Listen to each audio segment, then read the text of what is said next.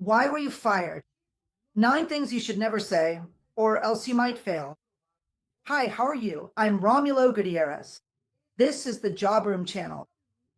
I've been a recruiter and talent selector for 27 years, and I've mapped out 9 answers that will automatically disqualify any candidate for any position or job opening when they're asked why they were fired. Before I talk about these 9, I'd like to tell you something. All of us get fired at some point in our lives. There's no one who hasn't been fired, and if you haven't yet, you definitely will be. So the manager responsible for the position or the recruiter isn't thinking, oh, I can't hire someone who's been fired. That's not the issue. The issue is what you say as your reason for being fired. The 9 mistakes are: first, blaming your previous boss. Even though this might seem like a pretty childish mistake, a lot of candidates around the world make this kind of error. They do it for 2 reasons. First, because they really did have an extremely toxic boss. It happens. And the second reason is because, in fact, that boss really did take away this professional's peace of mind. And this professional ends up, let's say, using the job interview as a therapy session. Then they start saying, look, my boss, I was fired, but he did this to me. He got in my way with that. He treated me badly. And then they start to go on about it. And let me tell you, as a recruiter with 27 years of experience, the worst place for you to open your heart or your mind about previous jobs, about difficulties you've had, about problems you've faced, is in a job interview. Because the professional sitting there, whether they're a work psychologist or a technical manager, it's not that they don't care, but they're looking for the best talent for their business, not for people who had problems at their previous job, whether it was the candidate's fault or not. So the answer is, it doesn't help you. Had problems with your boss? Don't mention it in the interview, or at least try to avoid it. Everyone has a positive side and a negative side. Did you talk about your boss? Focus more on the positive side, what you learned, what you developed, how they contributed to your growth, but you don't need to mention this as the reason for your dismissal. The second thing you should never mention when you've been fired is complaining about a lack of opportunities or chances. Look, I worked at Delta Airlines for 2 years and didn't have any opportunities for growth, no chances for advancement or a career path. And then at a certain point, I pushed for opportunities and they decided to let me go. That's also a terrible answer. On the contrary, later on, at the end of the video, I'll tell you what you can say, okay? But don't mention that you were fired because of a lack of opportunities or chances. On the contrary, try to talk about the chances you had to learn, the computer systems you learned during your time at that company. The colleagues who taught you and what they taught you is much more. It's not that it's prettier, but it will contribute much more to your approval in the interview. Third thing, never say that you were fired because of too much pressure or a toxic work environment. And here I'm going to make a side note. I, Romulo Gutierrez, have worked at companies where the environment was extremely toxic, extremely difficult. And in fact, I resigned because I couldn't take it anymore. So that can happen. But I don't bring that up in an interview. I don't say that in an interview because the person interviewing you has no way of knowing what the environment was like. They have no way of knowing your former boss. So they don't know you either. They're getting to know you. And then the big question for them is, can I trust Michael Stewart, who's sitting here in front of me right now? Or Linda Gray, who's here talking to me right now? And honestly, they just don't know. They don't know, for example, if a little pressure for results, a little bit of being held accountable that you'll experience, will make you later say that this company you're working for now is also toxic for you. So they have that fear. So don't say that. At the end of the video, I'll tell you what you should say, okay? Fourth common mistake, lying if you were actually fired. That's something else. Don't be ashamed to say you were fired. You can say you were let go. There's no problem with that. I'll give you a generic answer that might help you. You can say, look, I worked there for 2 years and I learned a lot. For example, I learned activities A, B, and C. I started working with the XYZ system. The company was going through a restructuring phase. At that time, they let go of some employees, and I was one of them. That's it. For example, it wasn't anything like that. Problematic boss, toxic environment. You can answer exactly like that. Fifth point, don't answer. Be careful with the eighth and ninth points. Be careful with the eighth and ninth points.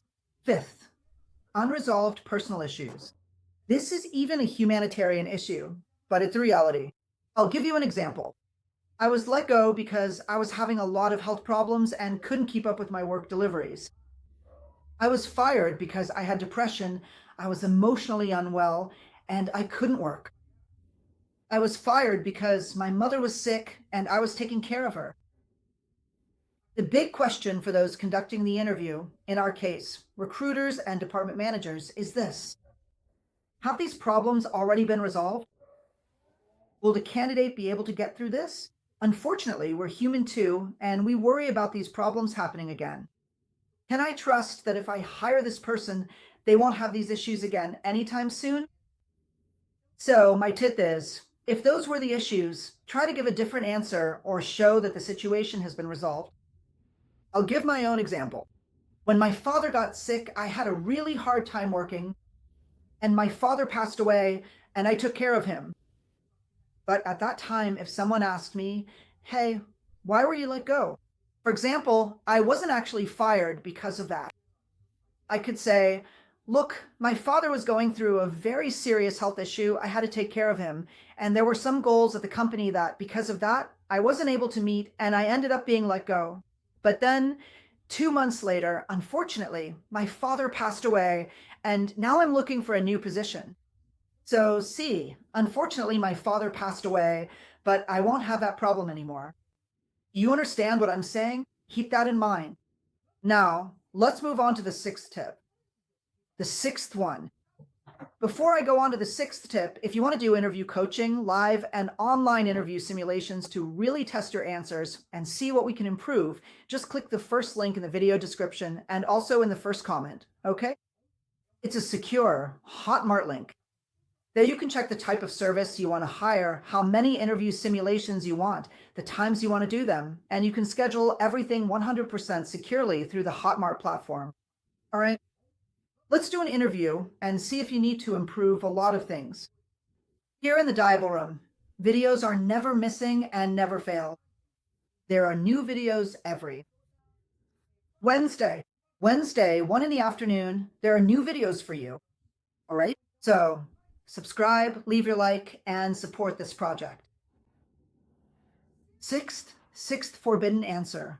When you're explaining your dismissal, going into detail about fights or disagreements that led to your dismissal or resignation.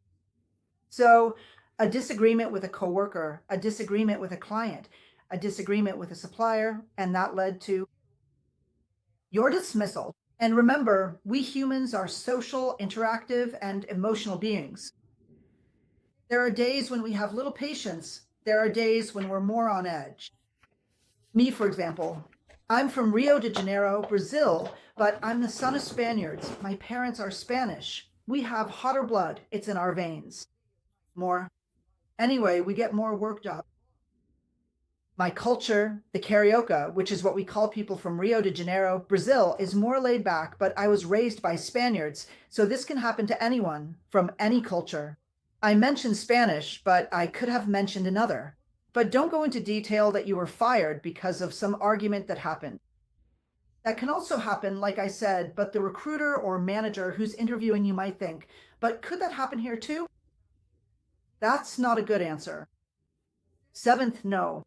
Good answer, that answer. I'll talk about how to answer in a bit.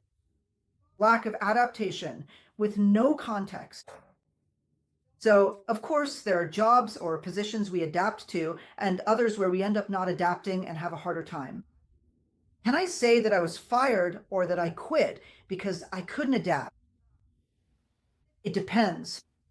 If you say, look, I was fired because I couldn't adapt to the work style or the company's culture, that's a terrible answer. Why? Because the person interviewing you right now is going to think, could that happen here too? So, it's a terrible answer. But if you put some context to it and explain what exactly you couldn't adapt to, I'll give you an example. Let's say I used to work at Google. I said, look, I couldn't adapt to working fully remote in a home office system. And then my productivity ended up dropping, and I asked the company to let me go. But now I'm applying for this job, which is 100% in person. Then that's fine. Then I can talk about it. So try to show that this lack of adaptation won't happen here. Eighth, never say this under any circumstances. Incompatibility with the job. It's the same issue as before. So if the job you're going to do is totally different, I'll repeat the Google example. Look, I quit, or I was let go from Google because I always worked with Java programming. And there I had the challenge of working with Python. I was caught off guard by this on my very first day because during the hiring process, they advertised Java. And then I couldn't adapt and they let me go. Now, this position here, for example, is to work with Java and not with Python.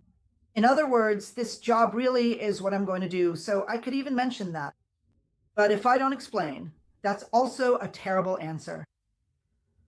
And ninth reason or ninth answer. When asked why you were fired, you shouldn't say that you couldn't deliver what was expected. Look, my deliveries were way below expectations. I couldn't meet the expected goals. I couldn't deliver the expected quality, and they fired me. So that's also not an interesting answer. Now, what is an interesting answer to confidently talk about your dismissal? I've left the complete tutorial here. How to explain your dismissal the right way. Go check it out. It'll really help you. Excellent preparation for your interview. Take care and see you next time. Bye.